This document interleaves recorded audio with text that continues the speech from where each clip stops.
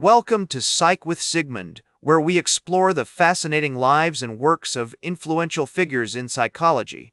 Today, we're going to delve into the life and legacy of Edward Thorndike, a pioneering American psychologist who made significant contributions to our understanding of human behavior and learning. Edward Thorndike was born on August 31, 1874, in Williamsburg, Massachusetts, to a family of modest means. His father, Edward Robert Thorndike, was a Methodist minister, and his mother, Abby Lugan Thorndike, was a homemaker. Growing up, Thorndike was an inquisitive child with a passion for learning, which was encouraged by his parents. He spent much of his childhood reading and exploring the outdoors, developing a keen interest in science and nature.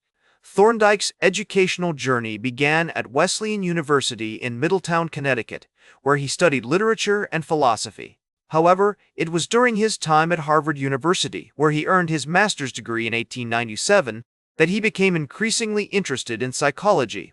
At Harvard, Thorndike was influenced by the works of William James, a prominent American philosopher and psychologist, who would later become a significant mentor to him. One of the most pivotal moments in Thorndike's life came when he began working with animals, specifically cats and dogs, to study their behavior.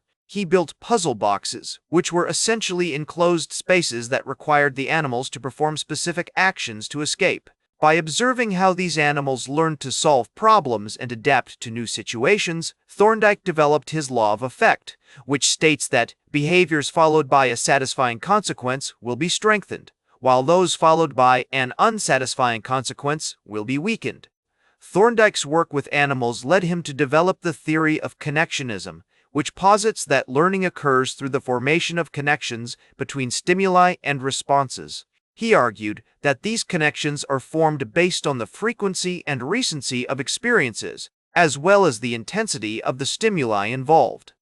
This theory had a profound impact on our understanding of human learning and behavior, and it remains influential to this day. In addition to his work on connectionism, Thorndike also made significant contributions to the field of education. He believed that education should be focused on providing students with practical skills and knowledge that could be applied in real-world situations. To achieve this, he advocated for a more individualized approach to learning, where students were given opportunities to learn at their own pace and explore topics that interested them. One of Thorndike's most notable research studies was his work on the identical elements theory of transfer, which suggested that learning is most effective when it involves the identical elements of the situation in which the knowledge will be applied.